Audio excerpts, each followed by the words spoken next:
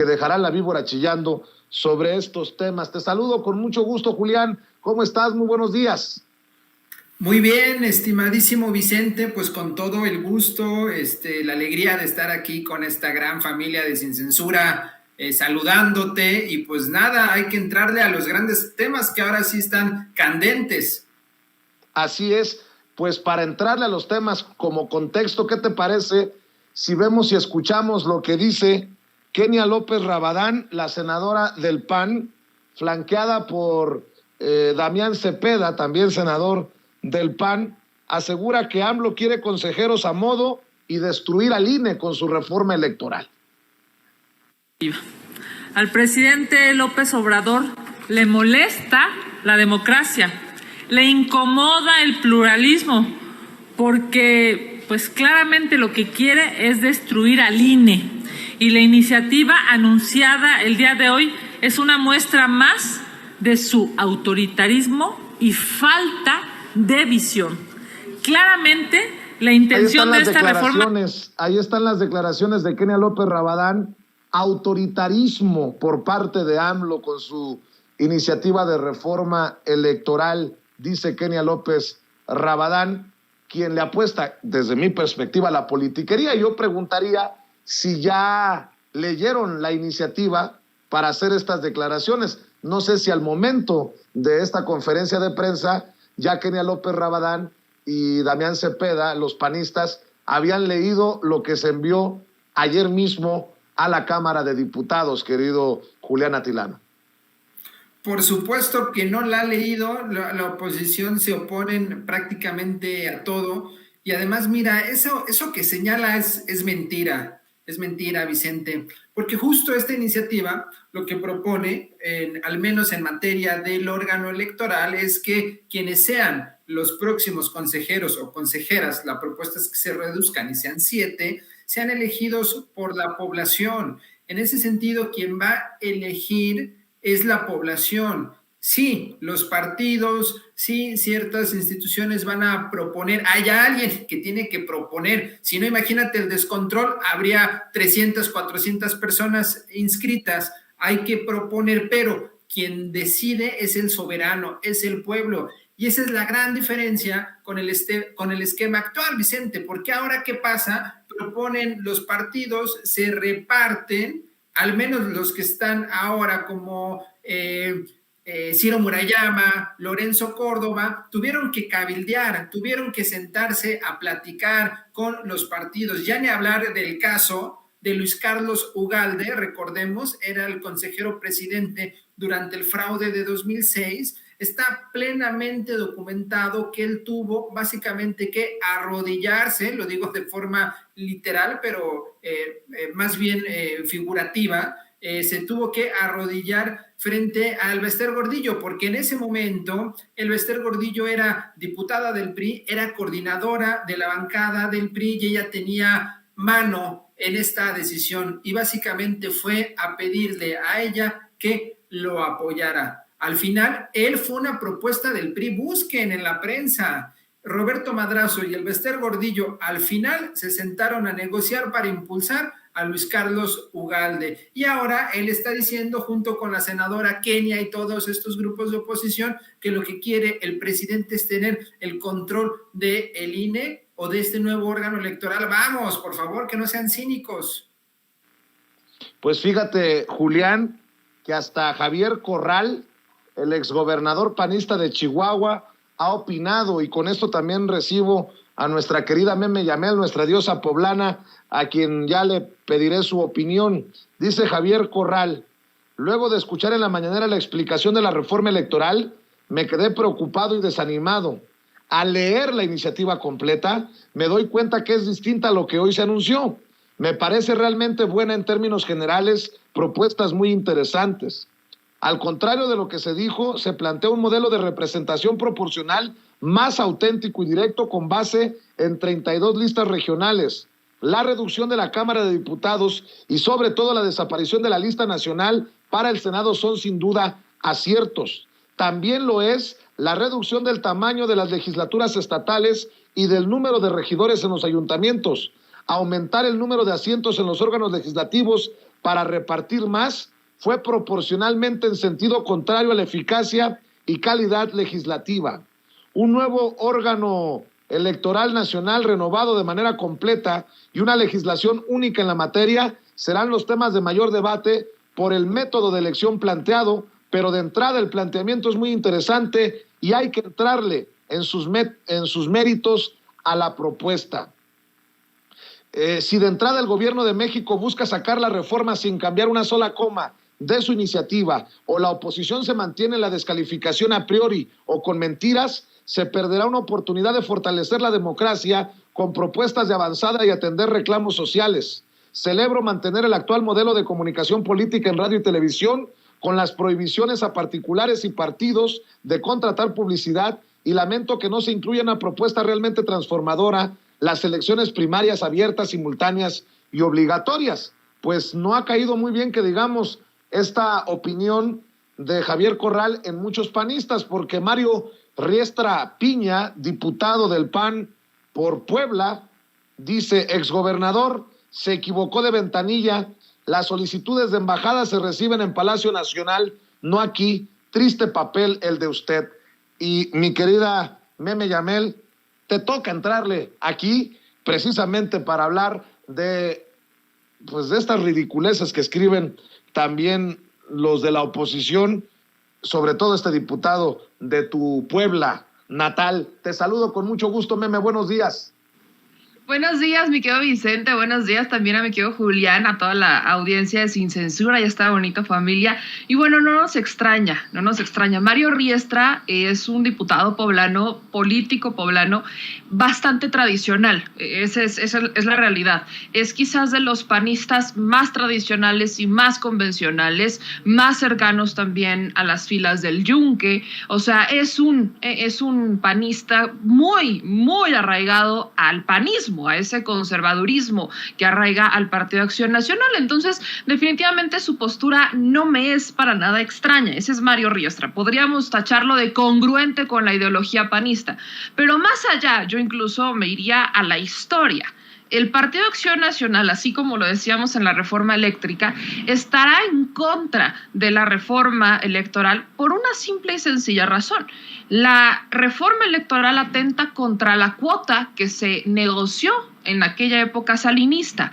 Recordemos que en el 88, con todo esto de Salinas, el fraude, la caída del sistema, la quema de urnas, que fue cortesía de Diego Fernández de Ceballos, le hizo al Partido Acción Nacional ganar algo, porque no fue de gratis. O sea, que Salinas de Gortari y Diego Fernández de Ceballos se convirtieran en amigos no fue gratis, sino que ahí hubo una muy bonita negociación, y esa negociación fue el Instituto Nacional Electoral, en ese entonces el Instituto Federal Electoral. O sea, el órgano electoral fue una negociación entre Salinas y el PAN. ¿Para qué? Para legitimar al gobierno de Salinas. O sea, el PAN no iba, sabiendo que no la había ganado, el Partido Acción Nacional no iba a legitimar a Salinas de a gratis. Así que, ¿qué se ganó? Por cuota les dan el instituto, les dan el árbitro electoral. Entonces, esa es la razón por la cual el Partido Acción Nacional va a estar en contra de todo tipo de reformas. O sea, es un hecho, va a estar en contra de la reforma electoral porque atenta con este sistema de cuotas. O sea, creo que eso es lo más importante dentro de la reforma. Es una reforma que corta las cuotas partidistas, porque cada partido político podía designar a sus consejeros, por ejemplo. Incluso las direcciones del Instituto Nacional Electoral, que son varias direcciones, pues son direcciones que sí le pertenecen a los partidos políticos. El PRD fue el último partido en hacerse de cuotas, ¿no? Primero fue el PAN, luego fue el PRI, y el último en tener su cuota fue el PRD. Entonces, ese es el problema con el Instituto Nacional Electoral, que no responde a los ciudadanos. Pero esta es una reforma profunda, porque lo que plantea es un sistema de elección distinto al que tenemos. Es una reforma muy interesante, que va a estar muy interesante el debate, porque ya plantea la desaparición de los distritos como los conocemos, y van a ser 32 circunscripciones, si lo queremos ver así. Vamos a tener un sistema de listas en donde cada partido, e incluso partidos independientes van a poder proponer sus listas. Estas listas serán votadas por los ciudadanos y dependiendo de la población será la cantidad de legisladores que le toquen a cada estado, teniendo así 300 diputados más cercanos todavía a la gente. Ayer lo platicábamos con Álvaro Arreola, que es un experto en la materia electoral, y yo le hacía la pregunta que ha estado circulando entre las redes sociales. Vaya, esta reforma plantea la desaparición de los plurinominales, pero aparentemente usa ese modelo para plantear el nuevo modelo electoral. Y dice, se parece, sí, porque los plurinominales son diputados de lista, pero elimina por completo el tema de el diputado uninominal o el diputado plurinominal. Ahora se tienen listas y los diputados o los políticos que estén en esas listas van a tener que salir a hacer campaña todos. O sea, si un partido propone a 15 candidatos, es una lista de 15 candidatos, los 15 van a tener que salir a hacer campaña. Y eso quiere decir que los ciudadanos van a conocer a los 15 propuestos por ese partido político, no nada más a dos o a uno, que es al que se conoce, al diputado propietario, que es el que sale en la boleta, sino que ahora va a aparecer un sistema de listas. Lo que viene quizás a duda es, bueno, ¿cómo va a funcionar el tema de las coaliciones? ¿Qué va a pasar? Porque bajo la lógica planteada, bajo el tema planteado, pues pareciera que las coaliciones ya no van a funcionar o que ya no tendrían mucha razón de ser. O veríamos cómo las listas de los partidos políticos van negociadas de cuántos legisladores le tocarían a uno y cuántos a otro dependiendo de la lista. O sea, esas son cosas en las que hay que profundizar y creo que surgirán dentro del debate. Otro tema que va a ser medular dentro de esto es el dinero. El dinero ya, vaya, en los partidos políticos, ayer justamente lo platicábamos en el programa, hacen negocio de eso. Si hoy tenemos tanto político mediocre es porque ha creído que la política es un negocio, por la cantidad de recursos que se les destinan a los partidos políticos. Hoy no la tendrán, pero eso no quiere decir que los partidos no van a tener dinero. Ellos todavía tienen una forma de hacer dinero o de tener dinero para sus actividades ordinarias, que son las cuotas partidistas.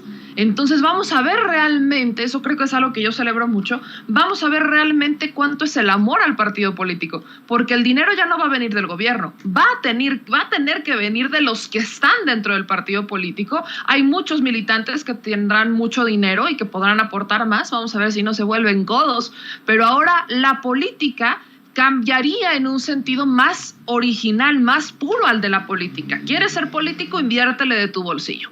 ¿Quieres servir al pueblo? Métele de tus cuotas partidistas.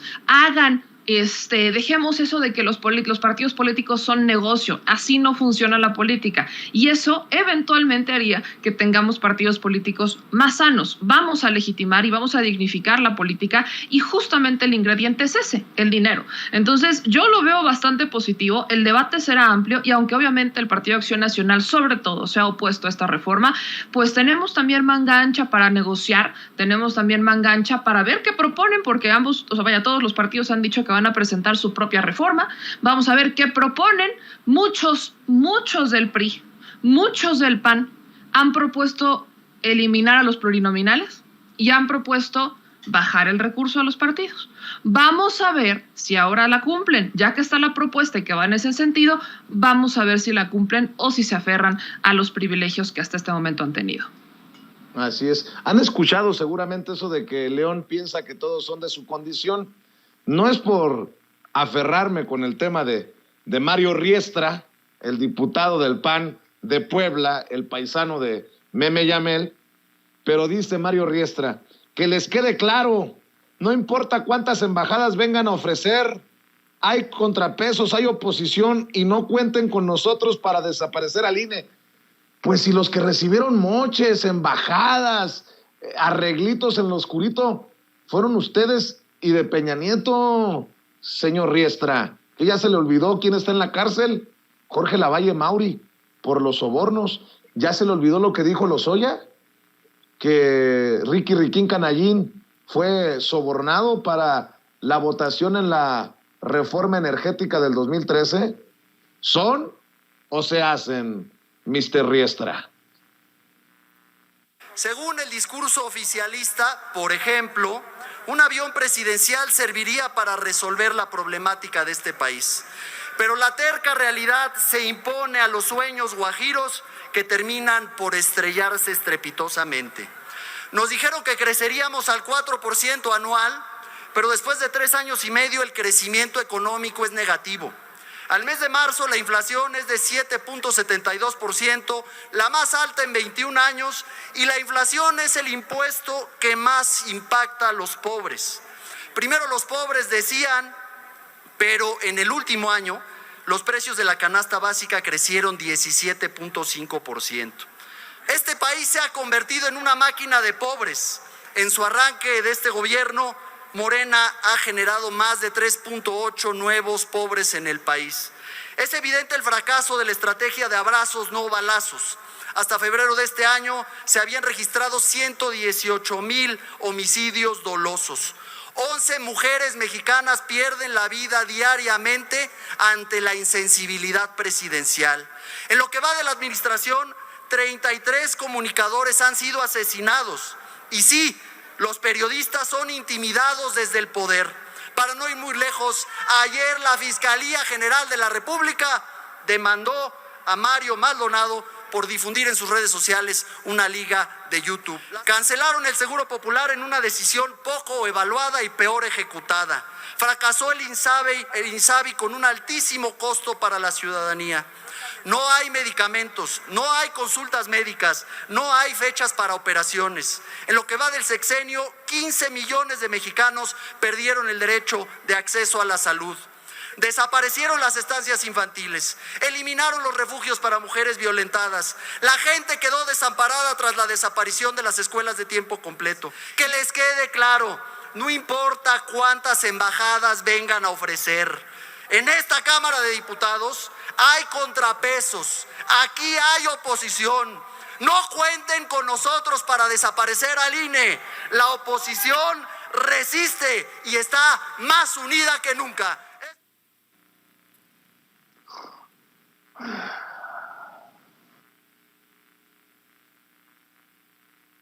Estoy meditando porque no crea que me estoy durmiendo, no, estoy meditando porque con este discurso apocalíptico, a la mierda, necesito ir al psiquiatra.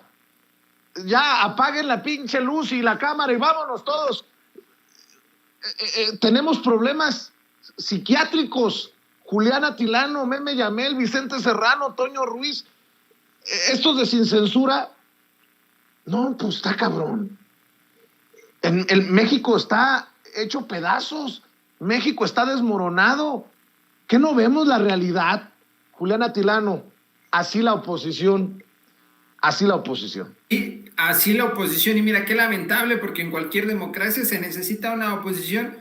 Aquí no la tenemos. Y antes de avanzar, saludo también a la estimadísima Meme Yamel. Mira, estos militantes de la catástrofe, lo único que buscan hacer es crear una percepción en la que, como bien dices, pues básicamente está todo destruido. Qué raro que en ese escenario que pinta, que en ese escenario de catástrofe, pues la gente no está acorde con eso y sale y vota a favor de Morena. Qué raro que en ese escenario en el que se está acabando México, Morena va a ganar 5 de 6 gubernaturas este año. El presidente tiene una aprobación de 71, 72%. Los hechos nos están mostrando que ese relato que tratan de impulsar es totalmente erróneo.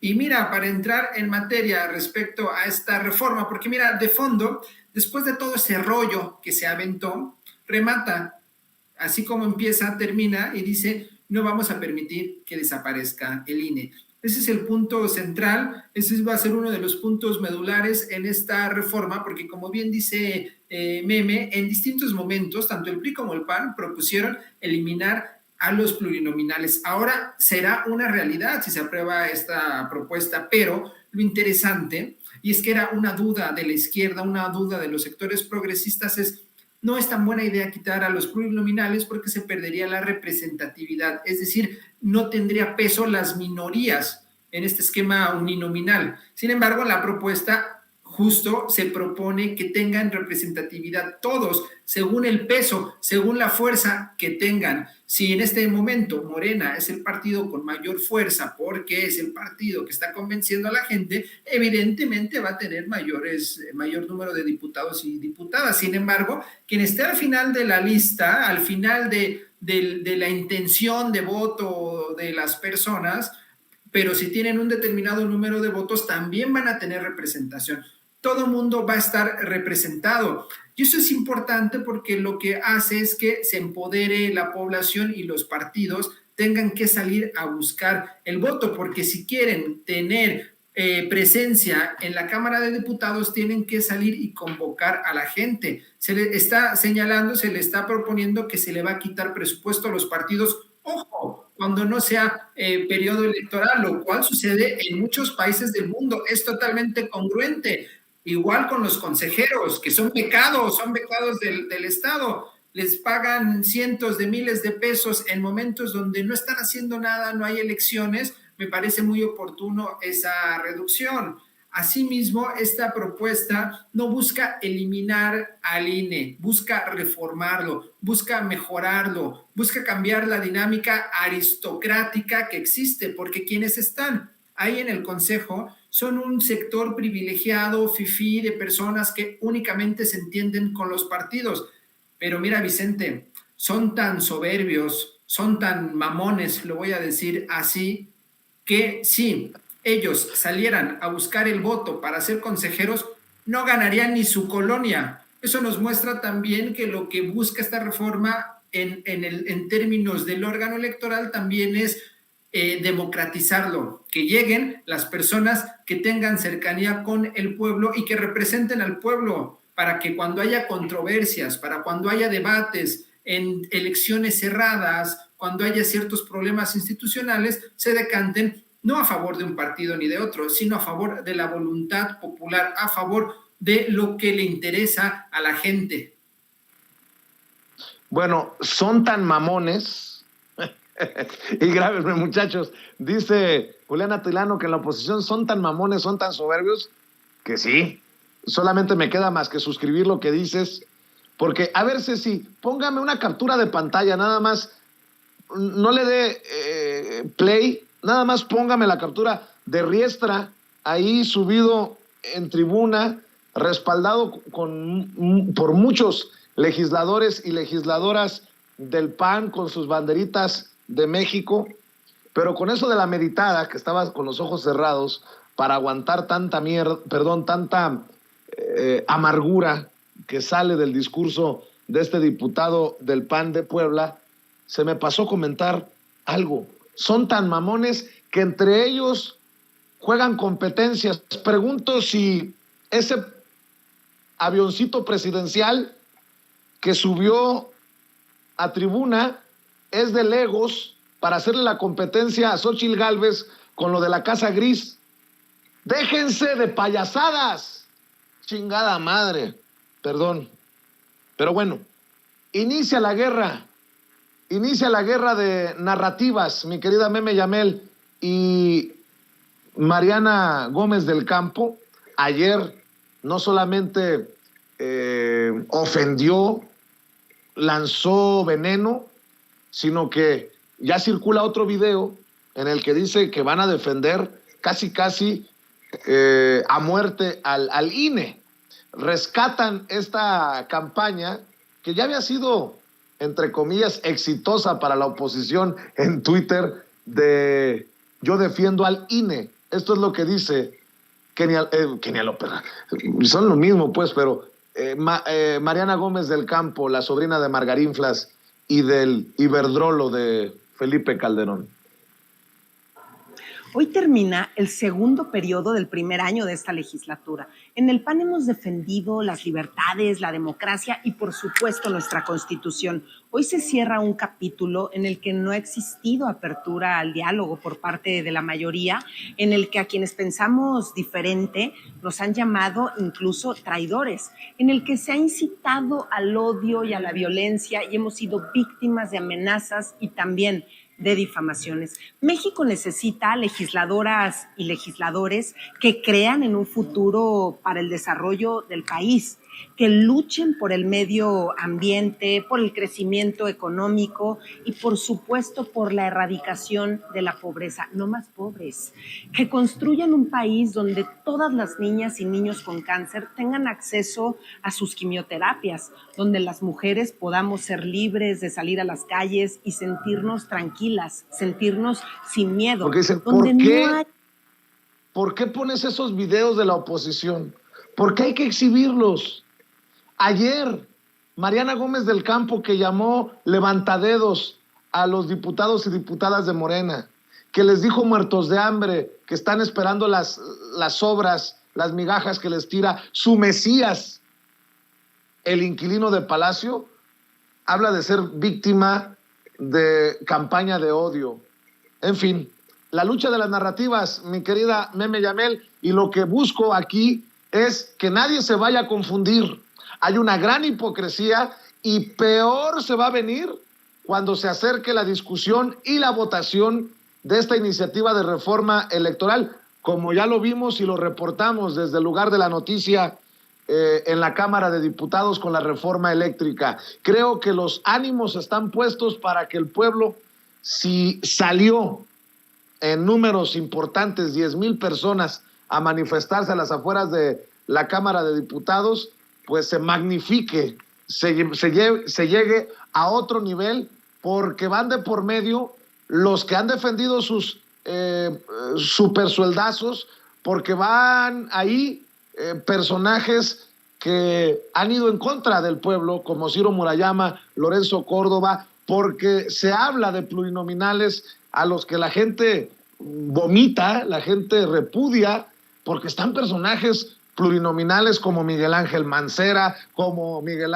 Ángel Osorio Chong, como Claudia Ruiz Massieu, como Josefina Vázquez Mota, como Santiago Krill, como la propia Mariana Gómez del Campo, como Alito Moreno, Rubén Moreira, y la lista es larguísima, mi querida Meme. Claro, aparte, bien lo estás diciendo, Vicente, es una guerra de narrativas. Por eso le insisto mucho a la gente, vamos a entrar en esta guerra de narrativas, ok, pero no olviden no olviden por qué el Partido Acción Nacional está usando esa narrativa de que están en contra del INE. No se está en contra del INE, no se quiere desaparecer al Instituto Nacional Electoral y tampoco quiere absorber el Estado las funciones del Instituto Nacional Electoral. En ninguna parte de la reforma lo dice, ninguna. De hecho, plantea una autonomía mucho más libre. ¿Por qué? Porque plantea que las propuestas para los consejeros salgan de los tres poderes. O sea, no solamente van a salir de los poderes del poder legislativo como actualmente se manejan, sino que va a salir del poder ejecutivo, del poder legislativo y del poder judicial. ¿Y qué creen? Son los ciudadanos quienes las van a poder elegir. Nosotros vamos a poder elegir a nuestros consejeros. No los van a elegir los diputados. O sea, creo que en algo en donde buscamos un árbitro, no es como una reforma, no es como una ley que efectivamente gobernamos a través de nuestros representantes, en donde son ellos quienes eligen por nosotros. No. Aquí hablamos de un árbitro, el que se supone que va a regular, el que se supone que va a vigilar que las elecciones sean justas. ¿Y a quién le tienen que responder? A los ciudadanos, no a los diputados. Este es el juego, que los diputados, los políticos, los partidos políticos se han convertido en juez y parte en el asunto del árbitro, y por eso es lo que tenemos los árbitros que tenemos. O sea, el INE no es el problema son quienes están dentro del Instituto Nacional Electoral. Entonces, bajo esa narrativa, evidentemente, lo vuelvo a decir, el Partido Acción Nacional va a estar completamente en contra porque es su cuota, fue el regalito que les dio Salinas, por eso van a estar en contra. Así que de todo lo que vamos a escuchar del Partido Acción Nacional hay que irlo viendo con esa perspectiva. Es una perspectiva en donde el PAN va a estar en contra porque es su cuota. Ahora, después de eso, creo que a la reforma sí le hacen falta ciertas cosas, como que, por ejemplo, yo hablaría, y la gente lo ha pedido, el chapulineo. También lo hemos mencionado aquí, ¿no? La gente dice que si se vota por un candidato por un partido, se quede en ese partido. Y la reforma propone incluso una mayor libertad para los independientes. O sea, los independientes, si me lo decía, los independientes representan un partido, ¿no? Aunque no se registran como partido político como tal, pero representan una nueva opción. Entonces, bajo esa lógica, pues se pueden ir por las independientes. Si no quieren estar casados con un partido político, pues váyanse por uno independiente y que la gente los vote, hagan también su chamba. Va a estar equilibrado, el recurso se va a dar exclusivamente para campañas y no para actividades ordinarias. Se pone un poquito más parejo el piso para aquellos que quieren hacer una actividad completamente ciudadana y partidista sin que estemos o sin que estén ligados a un partido político. Pero eso de que sean electos por un partido político y después cambien a otro y que chapulinen la uno y chapulinen la otro, se me hace ilógico, sobre todo porque existen ideologías, documentos básicos de los partidos políticos. Estos documentos básicos, y cuando se coaligan y cuando tienen este tipo de alianzas, pues van en un sentido, y si alguien está en contra, pues está en todo su derecho de salirse, pero no a irse a otro partido político. Entonces, creo que eso haría falta, por ejemplo, pero vaya, bien también lo decían, es una discusión. Escuchaba un video de la diputada Leida, se van a hacer otra vez parlamentos, se van a hacer asambleas. Ojalá que, a diferencia de la reforma eléctrica, aquí sí participe el Partido Acción Nacional, porque está muy padre decir, nosotros tenemos propuestas y no las integraron, pero sin haber participado en ninguno de los parlamentos, porque el Partido Acción Nacional no estaba presente en los parlamentos, casi no iba, si acaso iba un diputado y luego se iba. O sea, los diputados del Partido Acción Nacional estuvieron alejados de los parlamentos abiertos en la Cámara de Diputados en la reforma eléctrica, y luego salen y dicen, no, pues es que aquí están nuestras propuestas, ¿no? Pusimos 12 propuestas, y luego en la discusión dicen, no, es que no eran 12, eran más de 20. ¿Cuándo las presentaron? ¿En qué momento se sentaron? Entonces, con esa bandera es muy sencillo engañar a la gente. Es mucho más fácil sentarse y decir, a ver, esta es nuestra propuesta. Ya todos los partidos de oposición dijeron que tienen su propia propuesta, probablemente redactada por Ciro Murayama o por Lorenzo Córdoba, por Ciro Murayama diría yo. O sea, vaya, tienen su propuesta, preséntenla, que se debatan las propuestas. Si algo sirve de eso, pues que se integre. De hecho, lo han dicho todos los legisladores, estamos abiertos a la discusión. En la propia presentación de la reforma electoral se dijo, estamos abiertos a la discusión, adelante. Hay varios analistas que en este momento ya han empezado a publicar esquemas de cómo funcionarían, están publicando ya distintas tablas de cómo quedaría el escenario propuesto, y realmente es más equilibrado y más cercano. Escúchenlos también a ellos y no se vayan solamente por la finta de estamos en contra porque es chamba de la oposición estar en contra. Es como cuando dicen, ¿no? Los periodistas tienen que incomodar al poder. ¿Según quién? O sea, ¿en dónde dice que la definición de un periodista es incomodar al poder? La definición de un periodista es informar a la gente, es investigar, es reportar, es hacer un enlace entre el político y entre el ciudadano, entre los poderes, llamémoslo así, y los ciudadanos. Pero vaya, si en el camino se tienen que incomodar, pues eso es algo adicional, pero no es como una obligación del periodista, tiene que incomodar al poder. ¿Eso es lo que hace un periodista? No, en realidad no va por ahí. Si eso pasa, pues ocurrirá, si no, pues tampoco. Pero vaya, eso es muy similar a cuando dicen la oposición tiene que estar en contra del gobierno en turno porque es oposición. Ajá, o sea, tiene un sentido, pero en realidad no. La oposición tiene que buscar la forma de integrar sus propuestas porque ellos también representan a un grupo de gente. Y es increíble, lo dije en el debate del Instituto Nacional Electoral, se los dije a todos los que estuvieron presentes. Es que, señores, es increíble que en vez de que la oposición esté presentando un proyecto alternativo, su proyecto, sus propuestas, se dediquen a hacer legos, se dediquen a hacer shows. Eso es increíble, esos son los legisladores que tienen. O sea, como ciudadanos también tenemos que aprender a exigirles a nuestros legisladores, no todo es el Poder Ejecutivo. El Poder Ejecutivo ejecuta, los legislativos son los que hacen las leyes y los que hacen las reformas para que los ejecutores ejecuten. ¿En dónde está la presión a sus legisladores? Se han conformado con el show que les dan y tampoco les exigen. Entonces tenemos ciudadanos conformistas y mediocres que también se han subido a esta tendencia de estar en contra solo por estar en contra y no escuchar. Eso no construye. Entonces creo que la moraleja que nos deja todo esto, lo que nos dejó la reforma eléctrica y lo que nos está dejando el inicio de la reforma electoral es que a los opositores y a los ciudadanos que se sienten representados por esos opositores quieren que le vaya mal a México para regresar y que le vaya peor a México. Entonces, Creo que la narrativa, esta guerra de narrativas, tenemos que combatirla. Y también, mi querido Vicente, mi querido Julián, ¿en dónde está el factor ciudadano? Lo he dicho. Son los ciudadanos quienes han exigido históricamente una reforma electoral. El Instituto Nacional Electoral ha vendido la idea de que los ciudadanos están muy conformes con el árbitro, y eso no es cierto. La medición más práctica para eso es en dónde están las votaciones. El Instituto Nacional Electoral debería de ser quien le dé ánimos a la gente de votar a pesar o más allá de los partidos políticos, y eso no ha pasado. La gente vota por los partidos, y quienes no se sienten animados por los partidos, quienes se sienten hartos, no votan. Y siempre ha ganado el abstencionismo. Históricamente tenemos 40 millones de personas que no salen a votar. 40 millones de personas que no salen a votar. Y luego salen a decir, yo defiendo al INE. Vaya, en fin, la hipotenusa. O sea, no votan en las elecciones, pero entonces sí defienden al instituto y defienden la democracia. Vaya situación en la que nos estamos viendo. No te voy a permitir que hables así de ciudadanos como Héctor Suárez Gómez, Pedro Ferriz Híjar. No te voy a permitir que hables así de Marieto Ponce. Nótese mi sarcasmo. Bueno, para cerrar, la última ronda, mi querido Julián, mi querida Meme. Están investigando a Alito Moreno, hablando de plurinominales. El presidente nacional del PRI, el diputado plurinominal del PRI, el exgobernador de Campeche, está siendo investigado por enriquecimiento inexplicable. El fiscal Renato Sales Heredia y la gobernadora Laida Sansores confirmaron las pesquisas contra el exgobernador de Campeche. A ver, apuestas, señorita,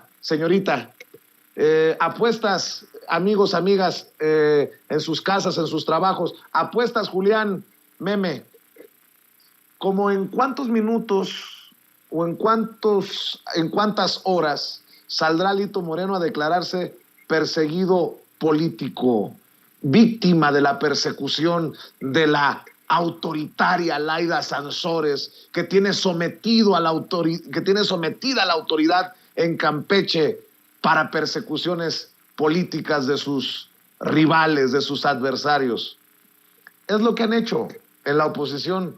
Todos los que son investigados se dicen víctimas de persecución política. No vamos muy lejos, ahí está el caso de Ricky Riquín Canallín, Ricky Riquín Profugín, Ricardo Anaya Cortés. Mi querido Julián, ¿cómo ves? ¿Y con qué autoridad moral este personaje sigue ahí subiéndose a tribuna y dándose baños de pureza? Y me refiero a Alito Moreno.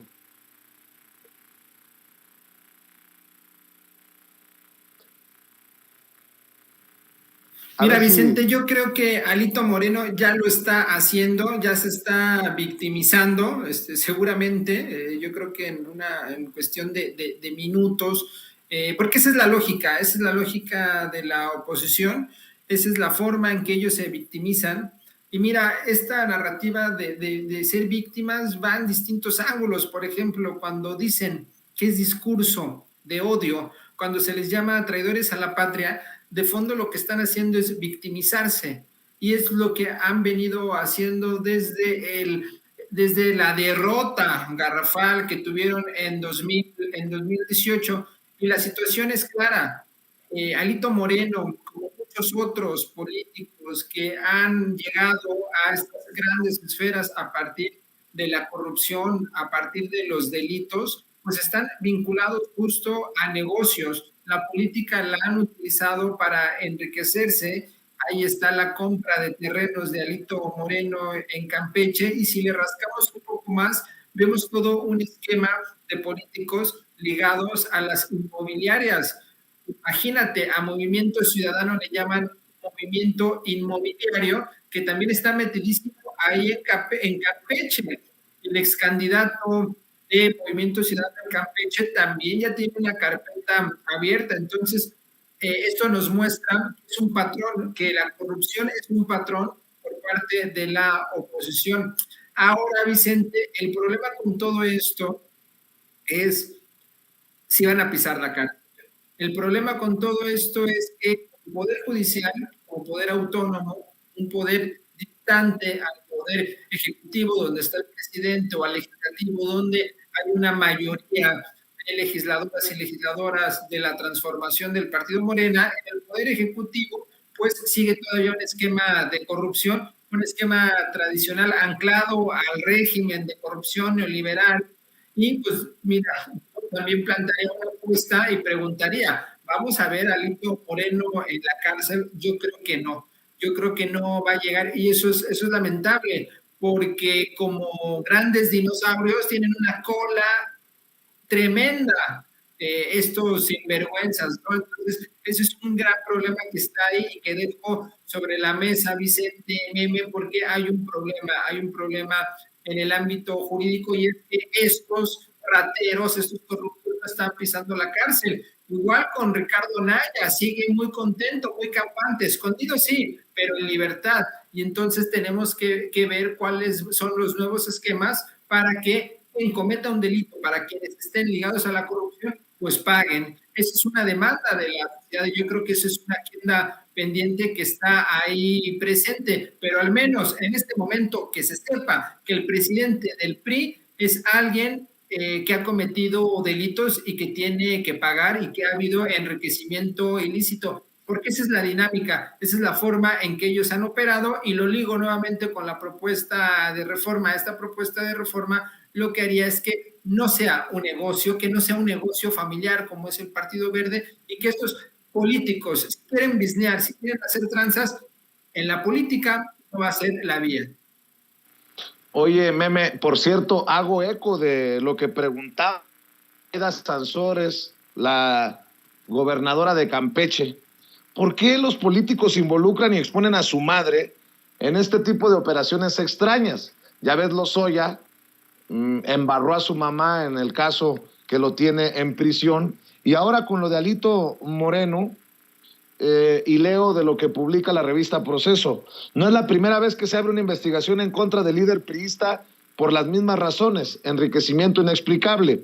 Pero según el fiscal, en la investigación consta que Alejandro Moreno Cárdenas, donó a su mamá terrenos que compró a precios bajos, y posteriormente ella los vendió a precios altísimos, en lo que se advierte es una evasión fiscal que será investigada y denunciada. Existe una simulación fraudulenta y un despojo del patrimonio de los campechanos de 30 hectáreas de las mejores playas de ese estado, conocida como Playa Esmeralda, del municipio de Champotón. Supuestamente compró esos terrenos costeros en 100,000 pesos, no, pues así yo hubiera pagado hasta 200, y se los donó a su mamá para evadir el pago de impuestos. Yo mejor no me meto en camisa de 11 varas, porque podría decir que no tienen. Entendió el que entendió estos políticos, mi querida Meme Yamel. Mira, Vicente, te voy a robar tantito una frase. Grábeme donde ve. Yo en el 2017 teníamos una fuente en La Neta Noticias que se acercó a nosotros con miedo y preocupación, y trabajaba en el gobierno de Campeche. Esta persona, bastante cercana al gobierno de Alito Moreno, tenía información privilegiada de primera mano sobre el maquillaje de las cuentas del gobierno del estado de Campeche. Están maquilladas. Por seguridad se tuvo que interrumpir la investigación, porque esta persona terminó siendo amenazada. Había mucho miedo en ese entonces, porque Alito seguía como gobernador. Lo que esta persona me dijo es invaluable. Alito Moreno tomó presupuesto del Fondo Educativo, de mujeres y grupos indígenas, se quedaba con el 90% de los recursos y entregaba el 10% de los recursos. ¿Con qué privilegios? Con los privilegios que tenía estar bajo el amparo del PRI, porque evidentemente no lo investigaban. Esta misma persona nos dijo que Alito Moreno era bastante aliado de Luis Videgaray, porque cuando Luis Videgaray era secretario de Hacienda, el dinero caía a caudales a Alito Moreno. Cuando entra José Antonio Meade a la Secretaría de Hacienda, ese dinero empezó a frenarse.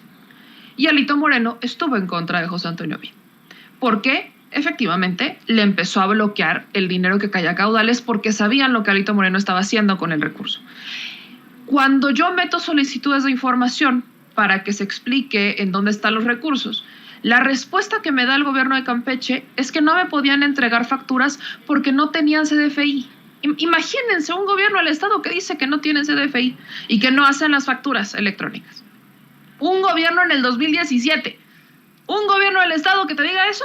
Apelé, no hubo respuesta por parte del INAI y por miedo tuvimos que parar la investigación. O sea, la fuente, le estoy diciendo, es una fuente primera mano que se acercó a nosotros y literalmente tenía la información, pero por miedo nos dijo, no puedo seguir porque van a saber que la entregué yo.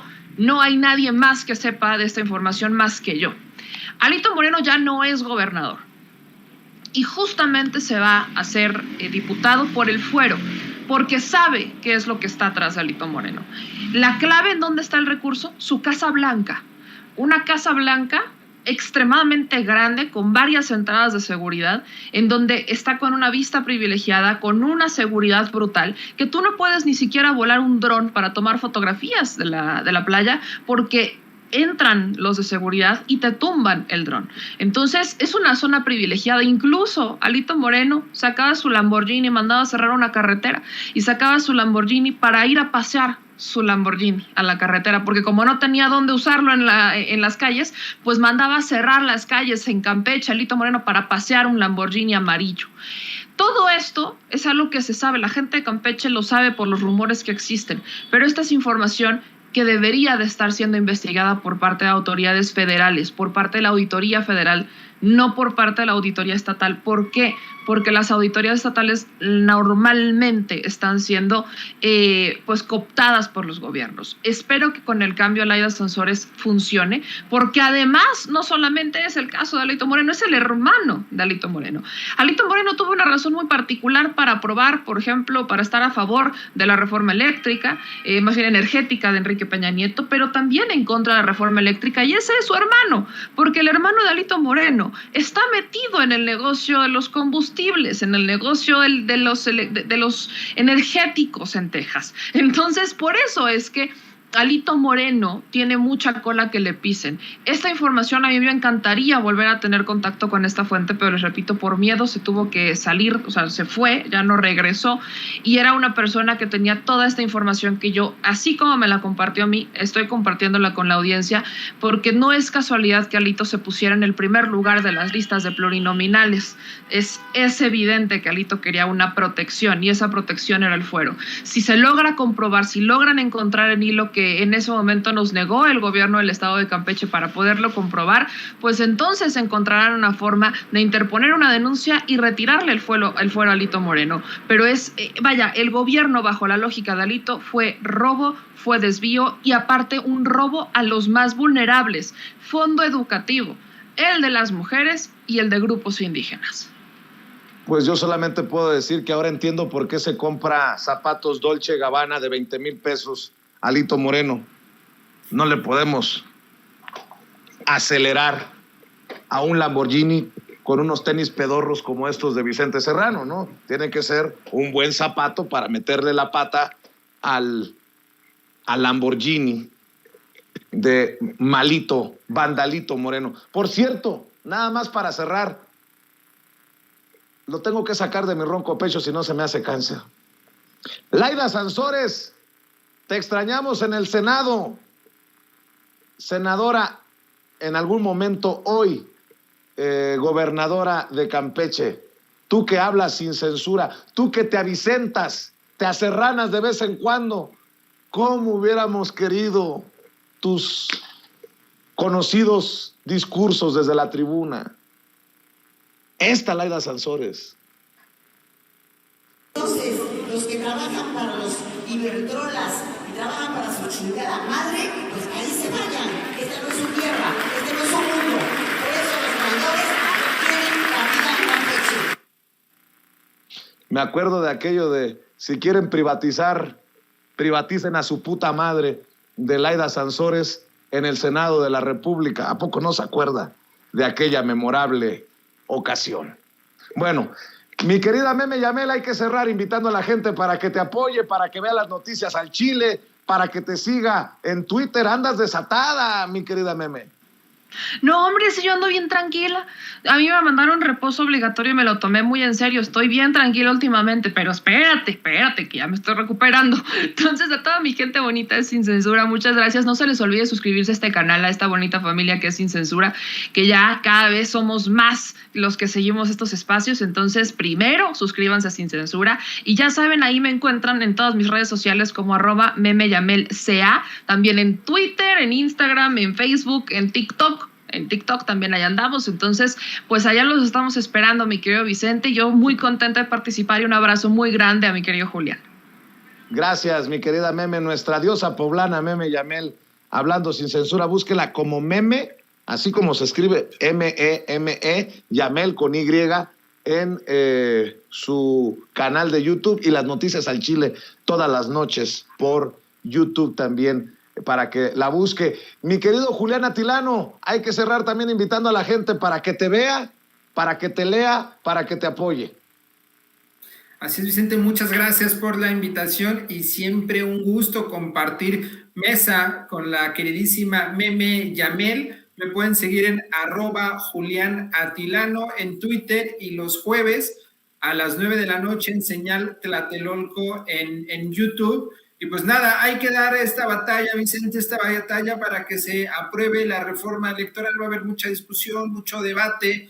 Vamos a ver qué tanto se mueve el planteamiento principal, que es muy bueno, pero pues hay que darle acompañamiento, que la familia de Sin Censura le dé acompañamiento, nos sumamos todas y todos, porque es una reforma democrática. Hace muchos años no veíamos algo de avanzada, algo de vanguardia como lo que el día de ayer se presentó, Vicente. Te mando un abrazo, Julián, te mando un abrazo, Meme, gracias por participar en estas mesas de diálogo de Sin Censura, y nos vemos muy pronto aquí para seguir hablando sin pelos en la lengua, sin censura. Quien ya llegó también